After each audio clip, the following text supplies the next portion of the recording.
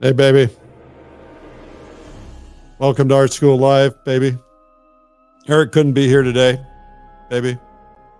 But we're going to be teaching you today about how to paint facial features with Kristy Gordon. Kristy, where are you? Hi, Eric. Eric couldn't be here today, baby. Oh, right. Yeah. So, what are you going to do today, baby? Well, first I'm going to paint a goblin or ghoul, and then I'm going to dive into painting the facial features. Oh, good. Let's do it. Let's do it.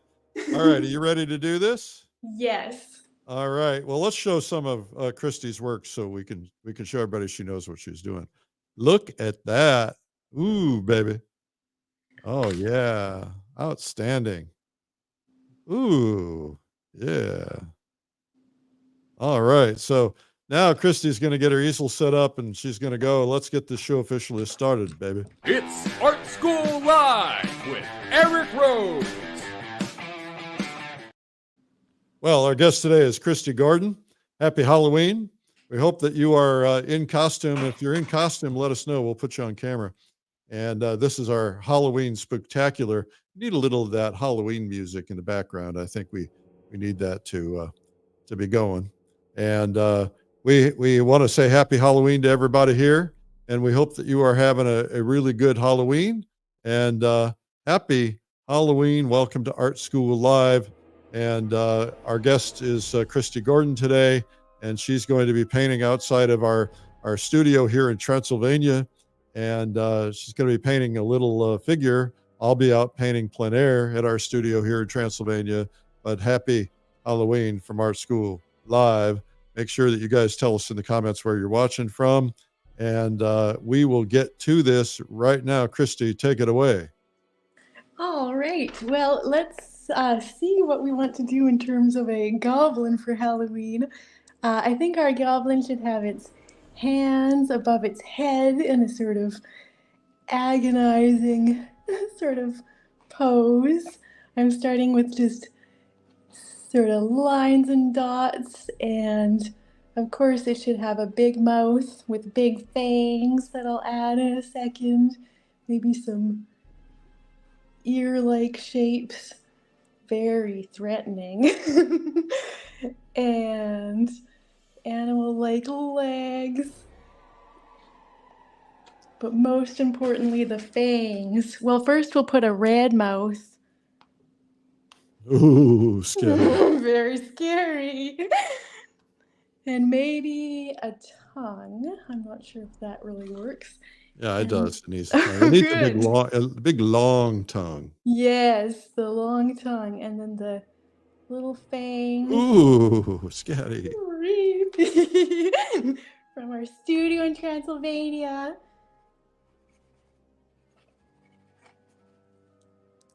So this is a blue goblin in this instance.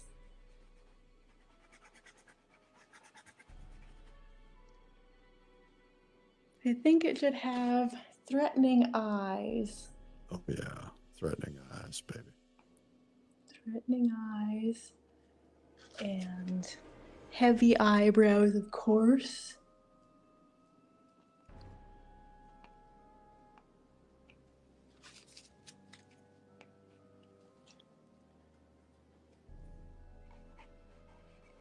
We're losing audience. People are like, I hate Halloween. Well, maybe we better switch over to the facial features. Well, we got to get our goblin done first. Okay, the goblin's just about done. All right. It's very threatening. Ooh, scary. Don't want to mess around with this goblin. All right. I like it. Good. Good job. Okay. All right. Now we'll get to the real thing. Kristy Gordon is here, and she's going to be painting facial features. And we're really excited about having you all here today. And I'm your host. And welcome to Halloween. And make sure you give them the comments and tell us where you're watching from. Kristy Gordon, take it away. Excellent. All right. So I'm going to be working on the facial features of this portrait. And there's actually some goblins and ghouls surrounding the portrait, so stay till the end and you'll get to see the various creatures that I've got surrounding her. But what I've basically done is I've got a light, like an indication of where the features are, especially the eyes. I've kept them kind of light just to get a basic placement. And I'm going to start to punch them up and sort of add more contrast and really like get into the details. So I'm using this dark warm color. This is alizarin permanent and burnt sienna and black. And I start by just sort of increasing the contrast in the lines of the eyes. So kind of just like a linear drawing to kind of anchor it in with more clarity. One thing that's really important with the eyes is that we want to eventually, like we don't want it to be like an outline. So eventually we want to, make sure that it ends up being forms and not lines. I'm going to pull this down to become the pupil. The iris, which is the colored part of the eye, and the pupil kind of connect to the line of the upper eyelid, even if it's just connecting to the shadow of the upper eyelid. And that gives the eye a relaxed look because the pupils actually change in size depending on the amount of light coming in. But if the pupils are really small, if there's like a really bright light coming on them, that can actually make the figure look scared. And of course, on Halloween, maybe that's what we want. But in this particular portrait, it's actually not what I want. So I've got the pupil, fairly large so that it can kind of connect to the line of the upper eyelid. And I'm bringing in, some of the colors, the blue. This is a bit too saturated, the blue right now. So I'm going to desaturate it. What you'll find, and it's actually so fascinating, is that when the light's coming from this direction on the model, so the upper left, the iris, in fact, scoops inwards slightly. And because of that, the light part of the eye, like the blue or, or the brown or the green, whatever the color of eye you're painting, actually picks up on the lower part of the eye opposite the light source. So it's kind of like a dish. It is. It's like a bowl. Like a bowl. And of course, we've got the cornea that sits on top of that and curves outwards. But the iris itself scoops inwards. And knowing that can help us get, the beautiful rendering where it can just be like practically one little brush stroke. I'll do it right now, where you just get the lighter crystally part of the eye showing up in the lower, portion of the iris. So I always found that fascinating. And now, of course, we've got a very linear description on the eyelids. So what we want to do, as I said, is make sure that it doesn't end up as a line. But I've used angled straight lines to really get the structure of the eyelid initially. And now I'm actually just wiping my brush off with a rag so it's clean and dry. And I'm just going to do what I call a little wiggle stroke along the upper edge of this eye. Can you see it clearly enough? Or I wonder if I could move it even closer. No, you're good. You're good? I can see okay. it. Yeah, so it's almost like you've had too much coffee. You just shake a little bit as you move along the line. And I'm creating a soft edge to the upper edge of that line. And so it's changing it from being, a line and it's becoming a form. So by the fact that it has like this soft upper edge. And I'll wipe my brush again and make sure it's clean and dry. And then do sort of a wiggle stroke on the top of that note because it's actually very tricky. This is like the hardest part of the eye.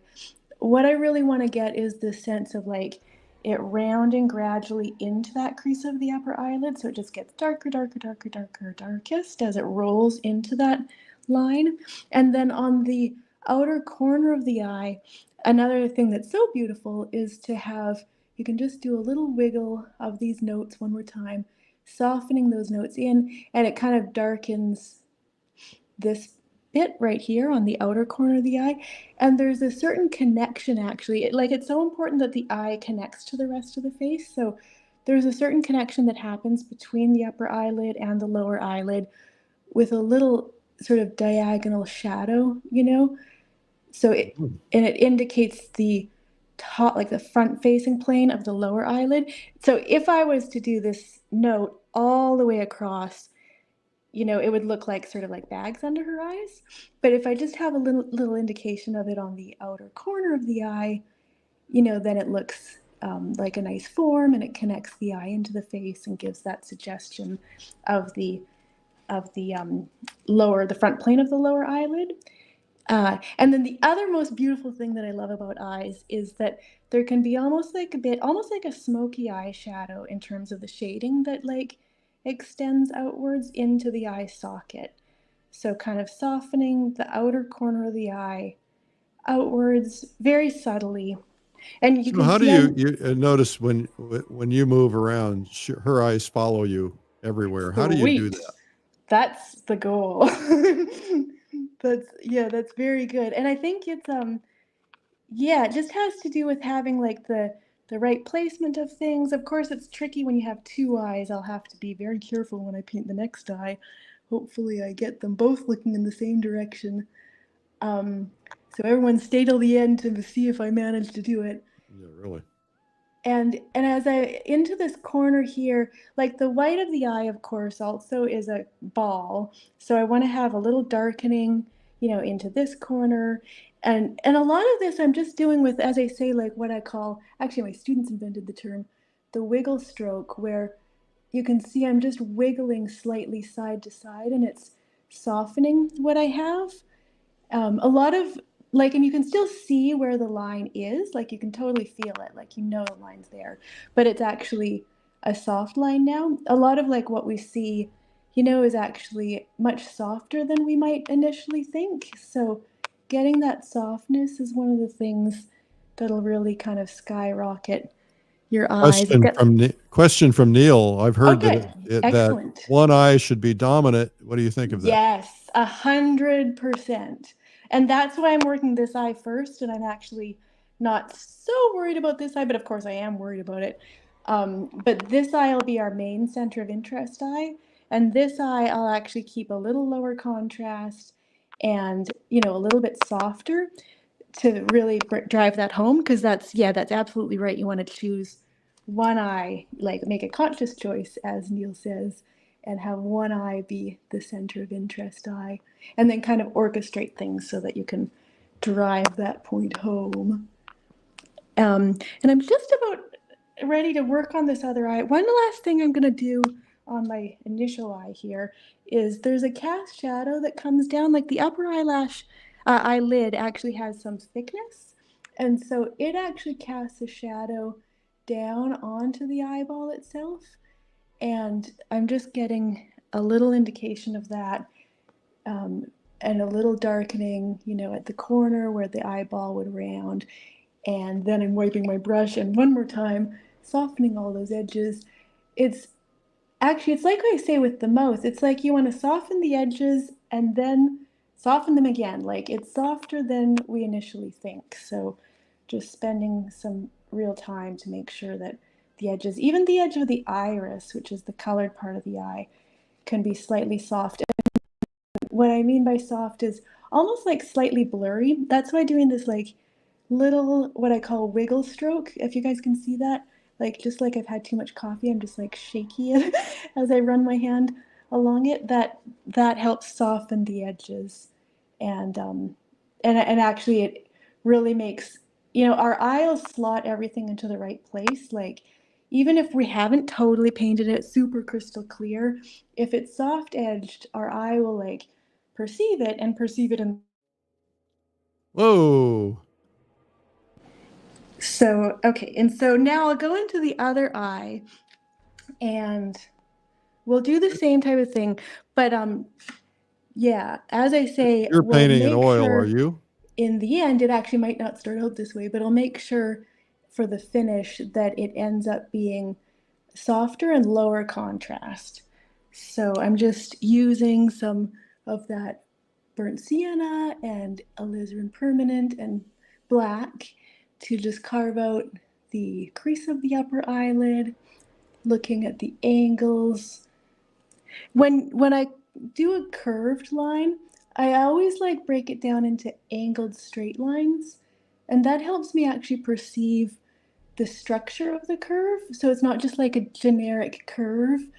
So I'm kind of looking for like apexes, like the turningmost point on a curve, and getting that anchored in so that, yeah, so that the curve isn't just like a generic curve, if that makes sense. It's Cindy instead is asking, got what are some the structure things to with the it, tentacles in the and background? and yeah, and then on the corner of the eye, I'm just pulling that dark note down. It sort of describes, you know, the edge of the eyeball. And then we hit the lower eyelid. With the lower eyelid, one thing I actually haven't talked about yet that's so beautiful is that there's a little light ledge of thickness when the light's coming down on the face.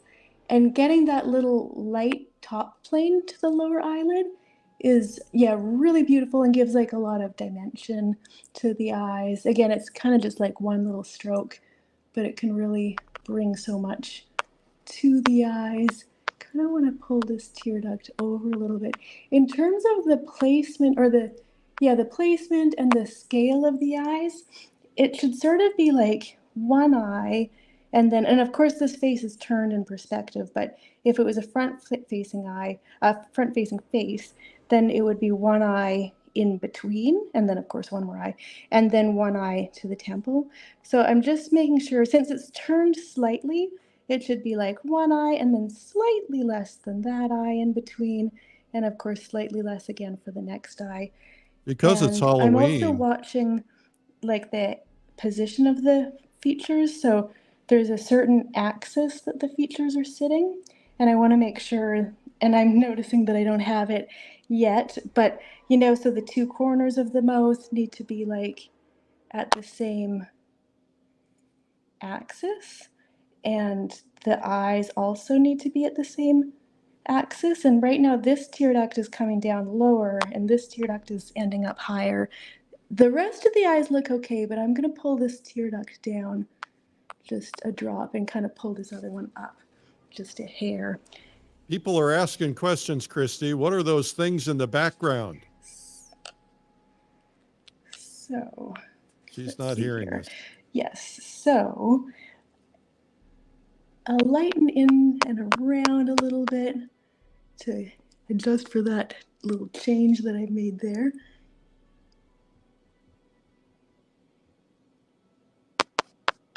And yeah, and then we'll go into that iris of the back eye just a little bit. I'll initially just kind of draw it in. With the iris, it should be fairly large. It's kind of common to make the iris, like the colored part of the eye, just slightly, like a little bit too small. It should be fairly large and take up half of the white of the eye. So I'm just, yeah, making sure that it's large enough, using just pure black to punch up the contrast of the pupils. And now what I'll do, and well, actually first I'll actually get a little bit of that darkening along the top part of the iris that I talked about, because the lighter part really picks up on the lower portion of the iris opposite the direction of the light source. So I've kind of increased the light, or the shadow coming down just a little bit. And yeah, and actually I think I've done an okay job of managing to control the tones so that this has more contrast and this has like a little bit less contrast, and in that way, you know, I'm keeping it clear that the center of interest eye is this one. I think now I'll do a little wiggle. Just once again, I've wiped off my brush and I'm just running it along and just softening, kind of blending, basically just softening some of the notes in here.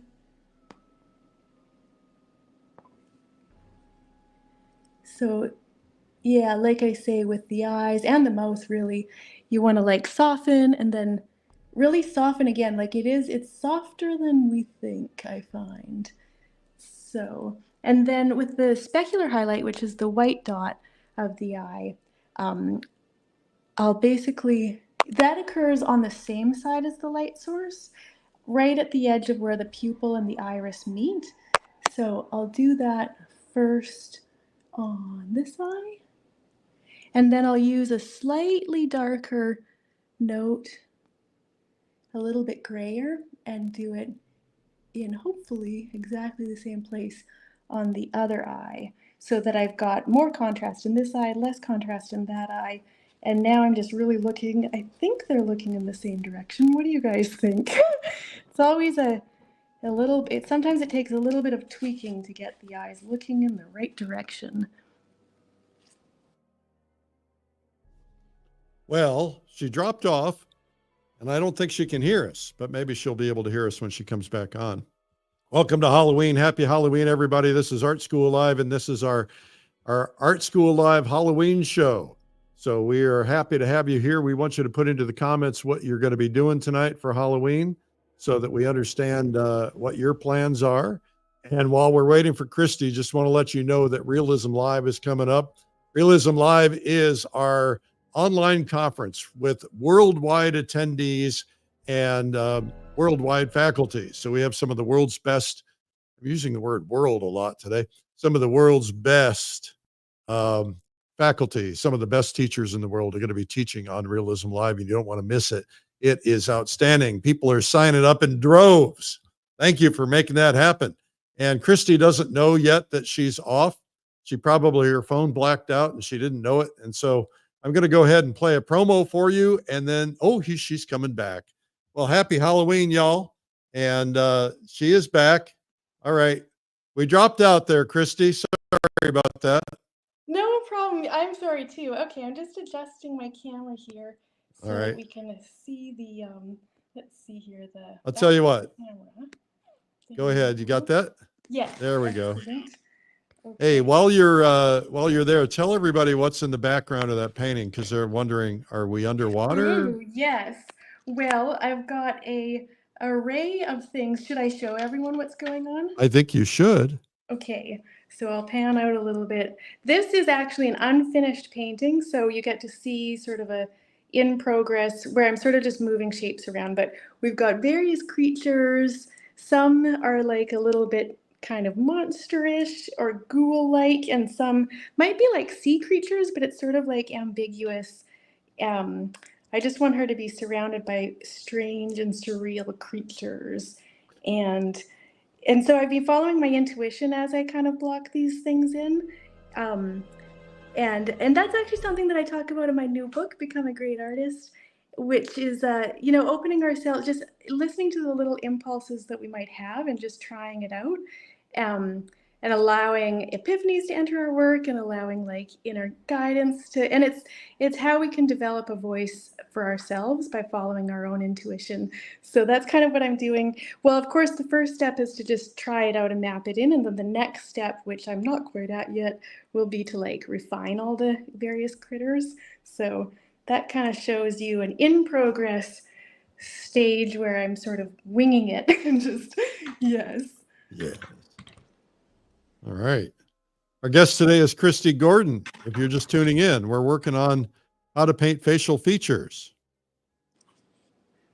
Yes. Oh, it's so good to be here. All right. Yeah, I just got to say something, Kristy. I asked people what they were doing for Halloween, and people are saying, I turn the lights off and we hide out and we don't give out any candy.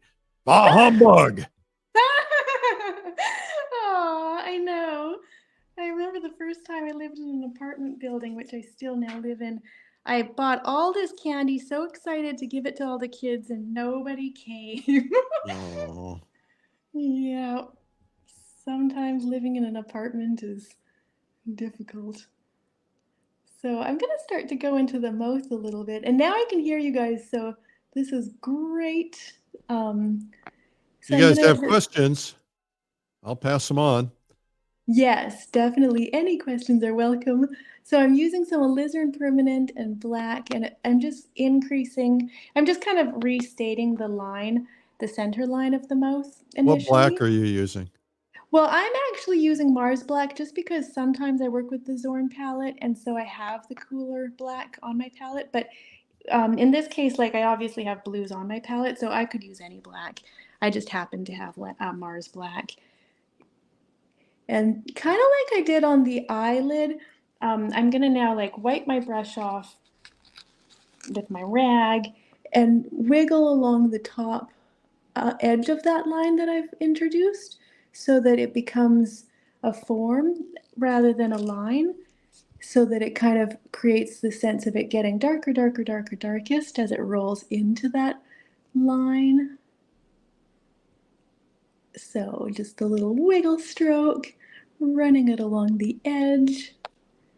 And you can see how now it's a form. It's not just a line, like it's now the form of the upper lip, you know? And I'm having the upper lip round and get lighter as it moves upwards. And then most importantly, be like super, super soft edged at the top, even more so than the eyes. So definitely to soften the edge and then soften it again and soften it again. The lips are like the center line of the lips can be kind of crisp, but then the outer edges of the lips needs to be like really, really soft. And yeah, I just can't state that enough actually. Like I always find that this upper edge is like too sharp, even when I think I've got it soft. So I'm running my brush along it one more time, you know, and just really making sure. Like, so you really can't see an edge there. Our eye still like will perceive an edge, like it still thinks, oh yeah, the lips, you know, the muscles are here, the lips are here. So it still slots the lips into the right place, but there's no, definition of the edge. Because when I think sharp edges are one of the most common mistakes for lips, and when we have sharp edges on our lips, it'll end up looking kind of like a paper cutout, you know? Even if a person's wearing lipstick, you actually can still have that edge be pretty soft. And then with the lower lip, I'm going to use some naphthol red. I just use naphthol red because it's a little bit less toxic than cadmium, but whatever. Cadmium would work too. And I'm going to run it along just underneath that note just to increase the saturation a little bit. And let's see, the lips are very difficult. There's a really amazing quote by John Singer Sargent that's like, a portrait is just a picture of a person with a little something wrong with the lips. Yeah. So. What is the size of the brush that you're using? I'm using a zero basically, very small. And is it bristle, sable, synthetic? This is a synthetic, so it's like a sable, but it's a synthetic. All right. Yeah. It's important with the lower lip to get the fact that it rolls into the shadow as it moves to the left. And then the shadow underneath the lower lip really helps like define the lower lip. So that's where you can bring a little bit of extra contrast in, is actually in the shadow underneath the lower lip. I'm just looking for the right color there.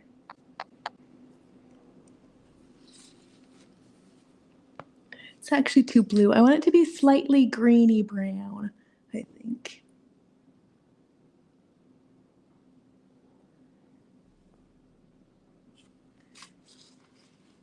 And then let's see. So the the lower lip rather, it like turns downwards at a certain point and just becomes slightly darker and slightly warmer, slightly redder as it moves, like turning downwards towards that shadow that I just introduced.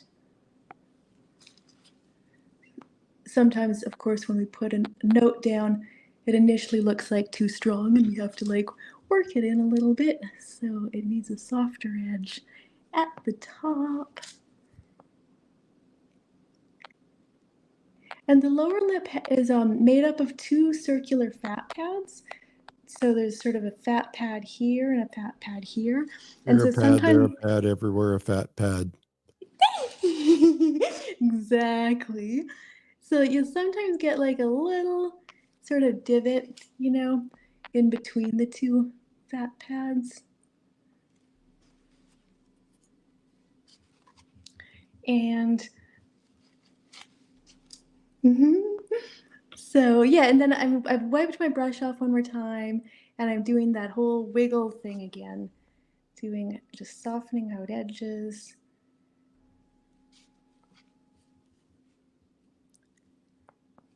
with the lower lip, this edge here, like from the skin tone here to the sort of lip part here, that is a really good place to actually have an open edge. It'll give like more of a sense of form. So if I was to put, in fact, maybe just to demonstrate, I'll put a strong edge here just as a demonstration purpose, and you'll see how much it sort of flattens out the lips, you know? So instead, although it might be useful to have that initially, and then I'll lose it by bringing kind of a highlight through that kind of loses the edge right through there.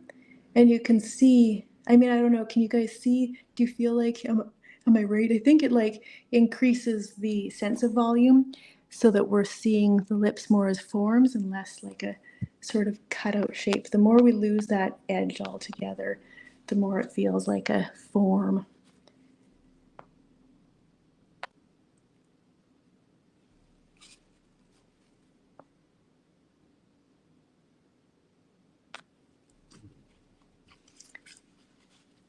If you're just tuning in, our guest today is Kristy Gordon, and we're painting facial features. This is Art School Live. Yeah. So I think I'll probably do a bit more possibly on the features going back one more time, but let's go into the nose a little bit as well. So the nose has a lot to do with the different like planes of the nose, and there's a tendency to put too strong of a line right here on the nose. So I've really kept that soft and subtle, and instead I'll focus on getting the definition to the nose with really warm notes. This is alizarin permanent and a little bit of Mars black.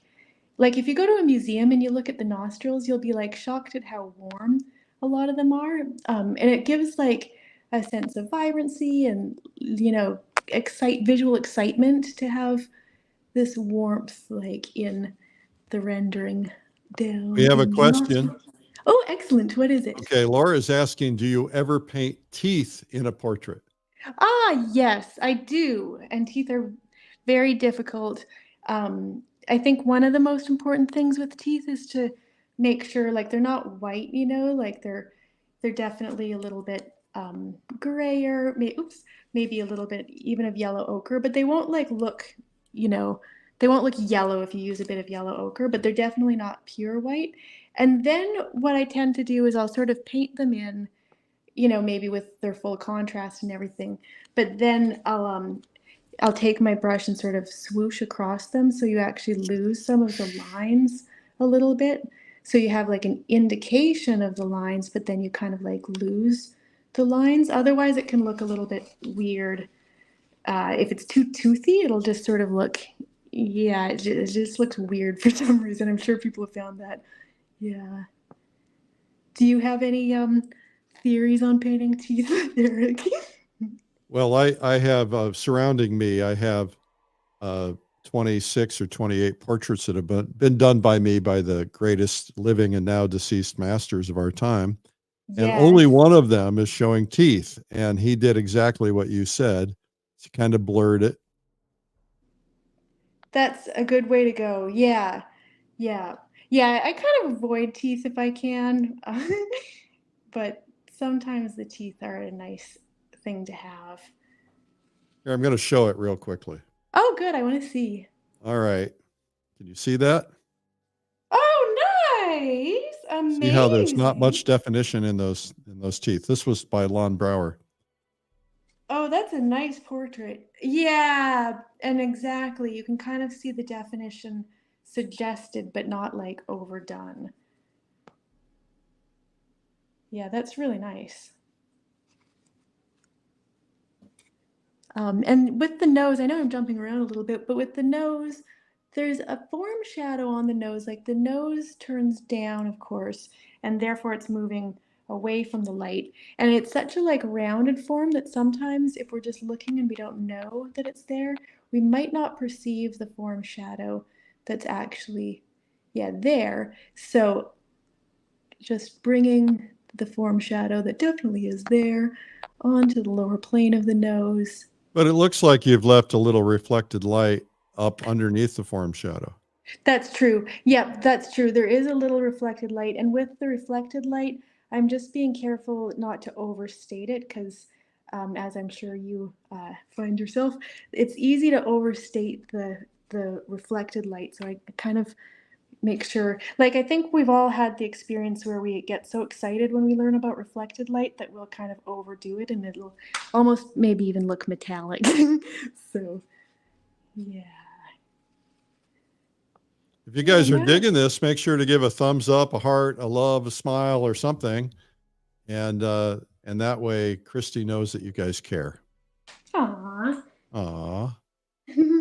Thanks. Okay, Emily. question from Sharon. How do I align the philtrum, Cupid's bow of the mouth, and the lower Yep. part of the nose? I'm always off. That's a great question. And looking at mine, that's a good area for me to work on too. Well, of course, the philtrum comes like in the middle of the nose. And so in this case, it's right about here. And what I would really say about the philtrum actually, like, I don't know if more than the alignment, because I don't know that it's that difficult to get the alignment. Once you can find the center line of the nose, and follow it back to where the nose comes out of the face, the philtrum will be extending out from that area. But what I actually do find about the philtrum is that we get overexcited about it and we put it in as way too strong of a note, and it can, really look like just way too strong. So the philtrum is another instance where we need to actually kind of subdue it just a little bit compared to what we see and just soften the edges and just have like a subtle kind of indication of it. So you can see that I've got the shadow dipping into it and we've got the little triangle of light coming out, on the other side because the light's coming this way. So the light picks up on this little triangle, on the other side of the philtrum. But I'm not really overdoing it with the philtrum. And that's really like what I would suggest. In fact, I almost think I want to soften this edge one more time. You're probably all starting to notice that there's a tendency to soften an edge and then soften it again. It's hard to get things as soft as they need to be sometimes. And the philtrum connects to this cast shadow that's coming down from the nose. And I'm just taking a moment to kind of bring that through a little bit, making like a cast shadow, which of course is a shadow being cast by a form onto another form. Well, actually, two things. Cast shadows is very interesting, are often a little bit on the cool side. Not always. We obviously have to look at at what we're painting, but like it's often the case that the cast shadow will be like slightly cool, and the form shadow is often slightly warmer than the cast shadow. So sometimes that can help us because sometimes it's a fairly neutral color, so it can be hard to like really perceive, and you might find that you're like looking at a color and it looks like a different color every time we look at it. But knowing that a lot of the time cast shadows are kind of cool can help us with, perceiving that. And then also cast shadows are a little bit, they're darkest closest to the object that's casting them, and they get progressively a little bit lighter as they move away from the object that's casting them. So I'm kind of deepening into, that cast shadow there just a little bit. I also want to go ahead and work this shadow a little bit. One thing about the nose is that where the nose inserts into the skull, which is right here, it occurs just above the tear duct, and there's an angle change that occurs there. So there's a tendency to like curve this line out too much, or even make this angle change occur too high, which can make the nose look too long. So really paying attention to that place where the nose like inserts into the skull, and noticing that it occurs like just above the tear ducts. So yeah, there's various tips and things that can help us like get the features in the right place and get them the right proportions. Another thing, just as a side note, I know I already have the features placed, but one of my favorite tips for getting the features anchored onto the face is once you've got the hairline positioned and the chin, And of course it can vary slightly from person to person, but a general placement will be that it's 3 equal thirds. So from the eyebrow to the hairline, and then the eyebrow to the bottom of the nose, and then the bottom of the nose to the bottom of the chin are all like equal proportions. And so knowing that, it can actually make it way easier to get the features set onto the face. Yeah, one of my favorite tricks. It actually becomes easy to put the features on the face. So now I'm starting to just jump around a little bit. I'm kind of softening the hairline. Hairlines are like really soft. I know everything that I've been talking about seems like this thing's really soft, that thing's really soft. And it's true. So many of the elements are softer than we think, but especially hairlines. So I'm making sure that there's no sharp cutout edge at the hairline. And another thing that I love, actually, there's so many little shadow points that I love on the face, is there's a little muscle tuck at the corner of the mouth.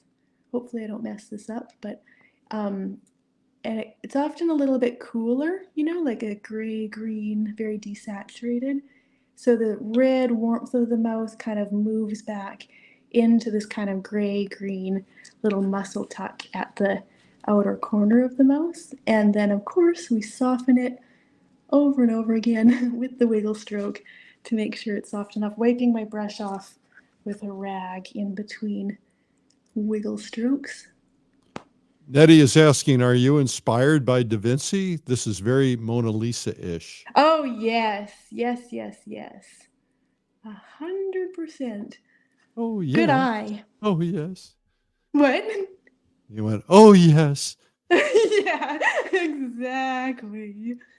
I find it so useful when we're doing a portrait to look at some of our favorite portraits, because even if we have great photo reference, the way that these great artists are like, tweaking things and interpreting forms and deciding selectively what's important and what's less important, it can be so inspiring and helpful to like look at our favorite art, and it sort of, it helps us, or at least it helps me decide, what kind of like, selections I want to make in terms of what I emphasize and what I de-emphasize.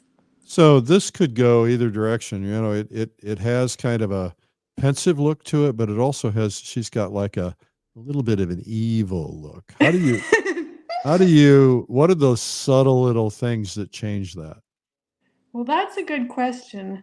And that's one that I might have to spend some time with, because I've actually noticed that even before our call, that there's a little bit of something to do with. Especially with all the goblins in the background. That's true. That's true.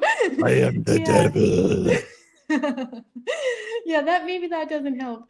Yeah, so I have not actually entirely figured it out, but well, somebody wants you to paint some vampire fangs and coming out of oh the my mouth. goodness. That would really make it. Oh, that's hilarious. Now A little blood dripping down her lip. I can like totally picture this. Oh my gosh. It does, her expression right now looks like that would really suit it too. So I'm not sure. Do you have any ideas what's bringing that expression, Eric? You could help me out here, because I'm gonna have to figure you're it asking the wrong guy. I am not the expert. So. I think you have good eyes. Yeah, so I don't know. It probably has something to do with the mouth, is my guess. Yeah. Yeah, if you were to cover up the mouth for a second, hold your hand over the mouth. Good idea. Okay. Yeah, now cover the eyes. Maybe it's more to do with the eyes. Yeah. What do you think? I think you think so? Yeah. Oh, well, that's very helpful. When you do that, by the way, you can see how much paint you put on the cheek line there. Or on yes, that's a great you talk about the thickness of paint there? Oh, definitely. I actually, really deliberately like worked on getting this. It's called impastos, as of course when you create the thick paint. So I'm using foundation white, which has some lead in it, just to get it a bit thicker. And then I used a brush that has like some long hairs. This is just what I do. Every artist has a different technique from Impastos, but I used a brush that has some long hairs and some short hairs. So it would create like a sort of texture as I kind of wiggled my brush like this. And then I actually let it dry for a couple days. And then I sort of kind of brushed very lightly on top of it afterwards so that I would flatten it in a bit, but it would still have that texture, almost like a leathery. And tell everybody the reason you do that. Oh, excellent point. So the reason is because if you have the lights like physically sort of stick out from the canvas and the shadows, like maybe they're a little bit more transparent, I mixed a bit more medium into the shadows, you'll get a kind of sculptural effect where the lights are kind of coming out at us and the shadows are actually physically receding, like setting back through all these layers of transparency. And so, yeah, it creates like a sculptural effect in our paintings. Somebody pointed out also that the eyes, because the eyes are so dark, that might be giving it that look. Oh, maybe. Let's try to lighten up, because there's various most common mistakes with eyes, but sometimes I like overdo it. So the white of the eyes, of course, shouldn't be pure white. It should be like gray, but a similar tone to the color around it. But I think you might be right, whoever wrote that. It's almost like I've got the white of the eyes a little too dark. Well, they were thinking about the shadows around the eyes, maybe. Oh, the shadows around the eyes. That might be true. Yeah, because, you make evil characters. You make them have really dark eyes. Hey, that's true. Maybe we could bring a little bit of light that like carries down, a little lower, a little softer through the eye socket. Oops. What do you guys, in the comments, what do you guys think? Yeah, help me out here, guys.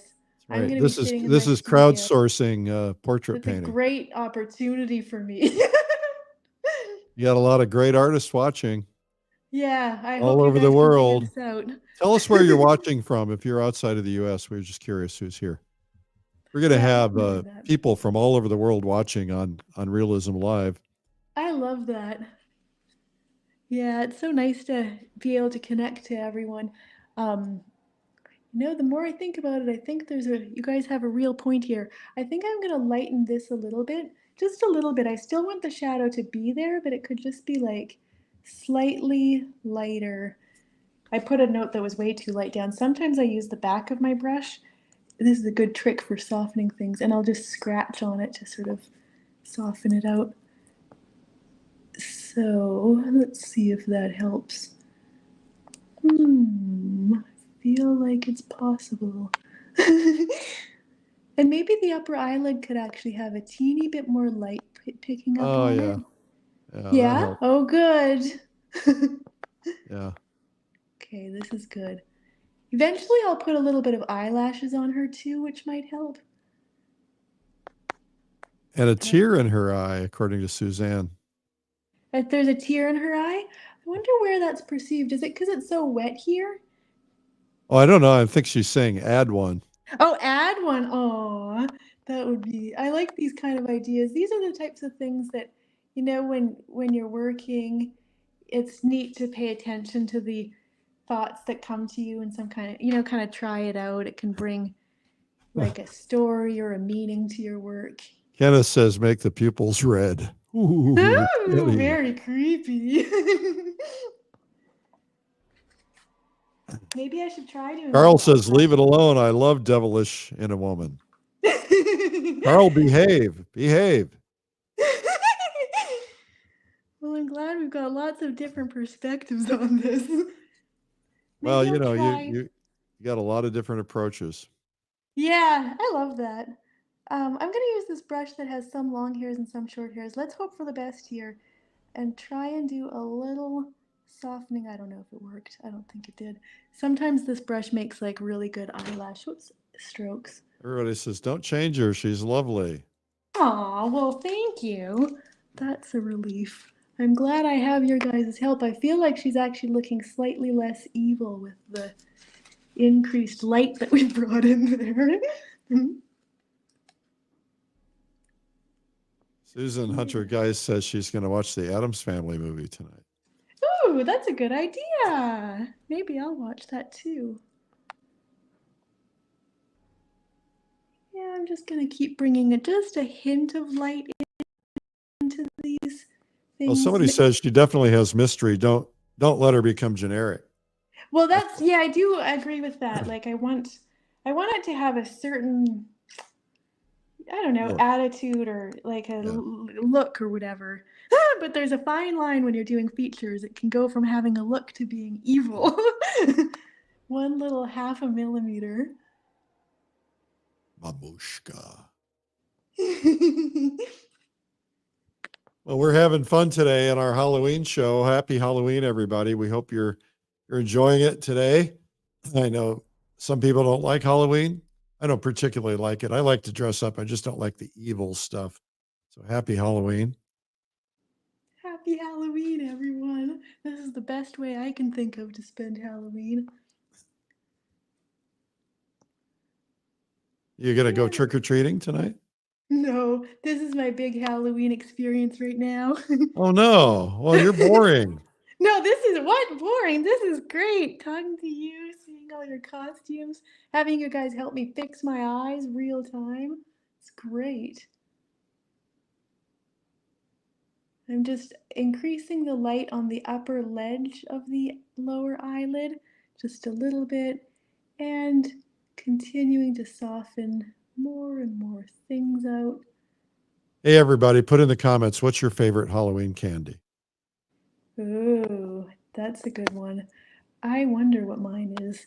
I was always disappointed when someone gave us something healthy. Yeah, like apples with razor blades in them. Exactly. Exactly. Twix. I see Twix. Okay. Nice. Yeah, I always liked like, Reese's. oh, that's probably the best for me. I'm sure that the candy companies, this is like their like they make all their Brussels Yeah. sprouts, Brussels Snickers, sprouts. Who said that? marzipan babies, Reese's peanut butter cups, chocolate candy corn. I like candy corn. Yeah, these are good ideas. This is making me hungry. I'm going to have to go eat some candy. Well, maybe Put I'll my have weight to go back on. trick-or-treating.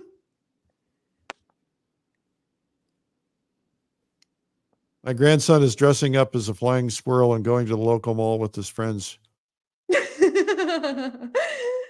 Aw. The big costume this year is to dress as a garbage man. That's the big costume? Yeah, everybody's putting, or garbage bags. Everybody's putting garbage bags on. Sour candies. I don't know what sour caddies. I've I don't. heard someone else talking about those. I don't know what they are either. M&Ms, Snickers, Yes. Chiclets. They taste like Yeah. soap. They do. Ooh. So many good candy ideas. Bill says you're going to like this one. Thank you for the subtle texture tip on the flesh that enhances the fleshiness of the pigment. Appreciating from Nairobi, Kenya. Woo! Amazing. Hey, I Phil, love do you guys that. do Halloween there?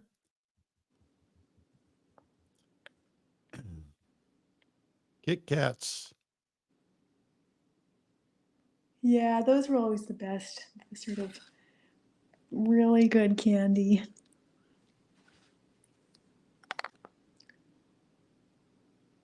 Yeah, I'm finding just pulling out the upper eyelids just a hair. When I do that, I have to be so careful that I don't overdo it because I still want everything to set into the shadows. Oops, and I have tweaked the shape of that eye. As you can tell, it looks weird now. I'll just pull this up a little bit.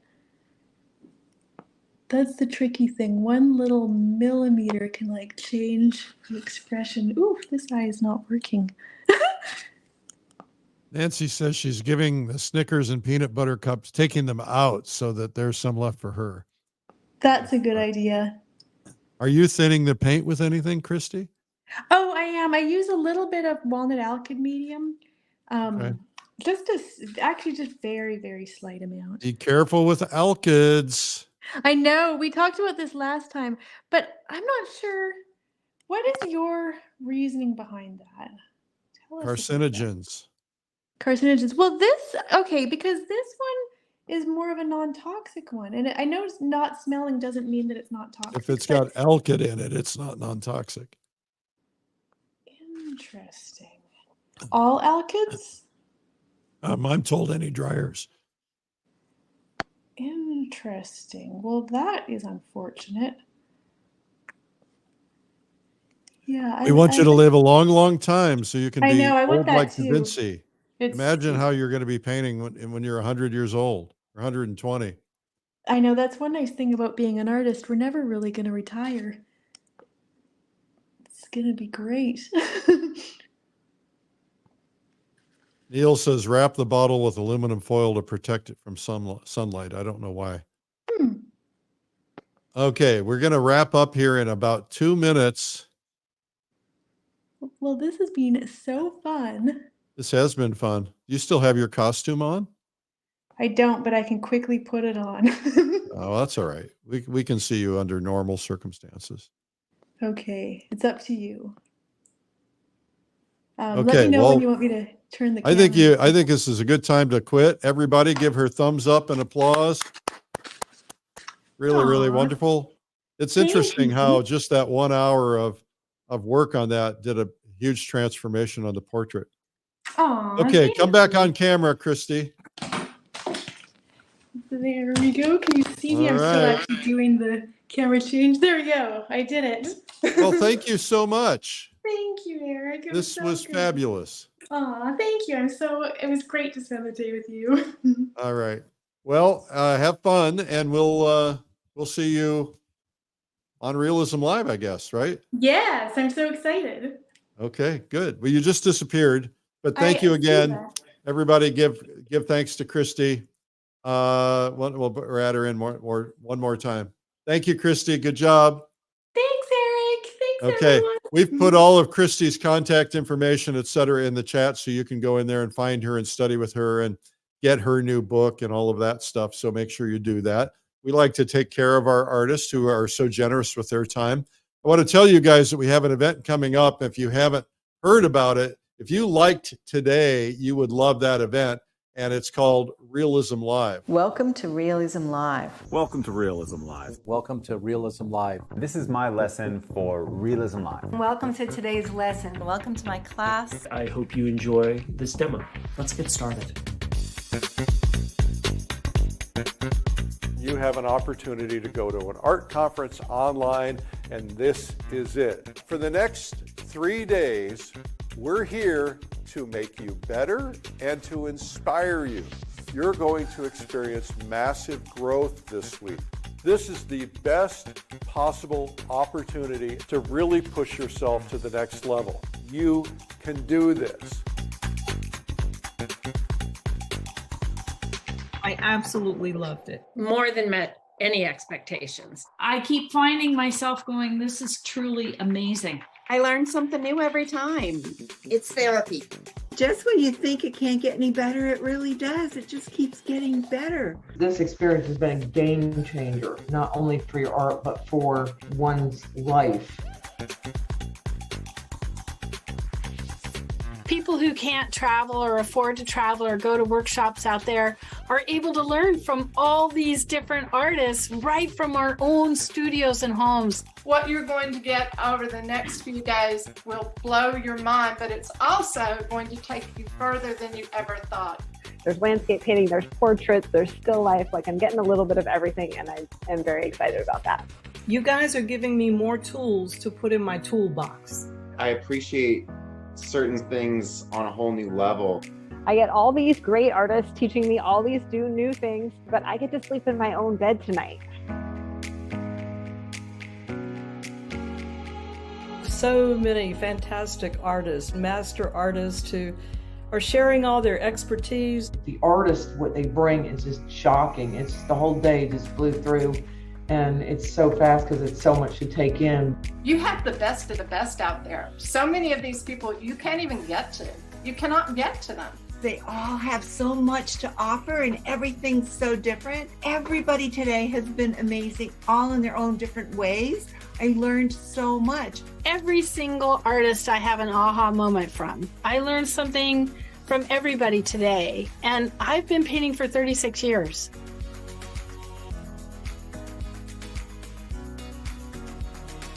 I just loved it. I've never done this before. It's so new to me. It's been class. And new friends too. There's people here that I have become very good friends with. To meet other people in this, so total immersion is definitely the way to go. Really incredible to see people, connect with them. Go to every breakout room, talk to everybody, try every single thing. Even if you think you can't do it, put that aside. It just has been a real lifesaver through this whole time. I have just incredibly appreciated all you've done.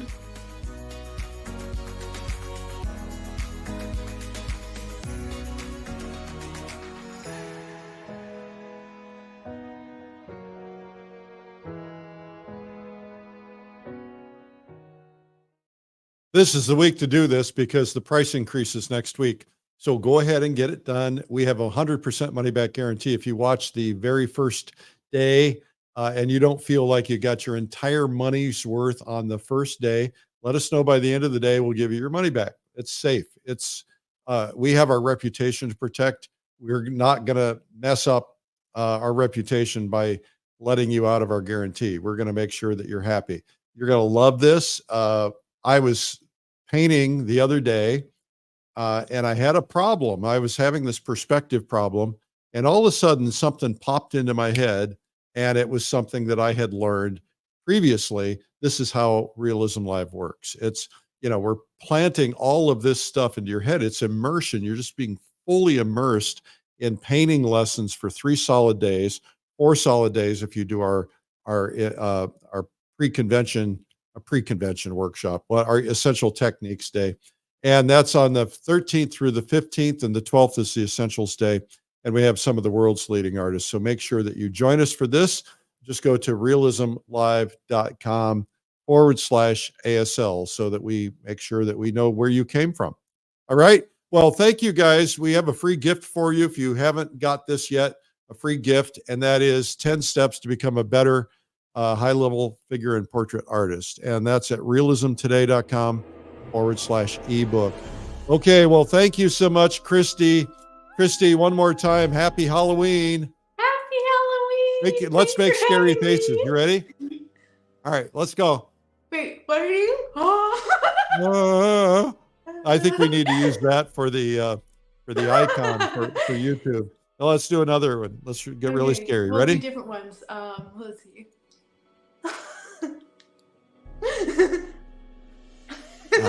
You were scary. You was very scary.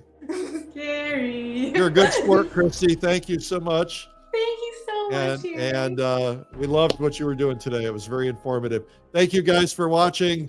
And bye, Kristy. Bye, everybody. Take care. Everyone.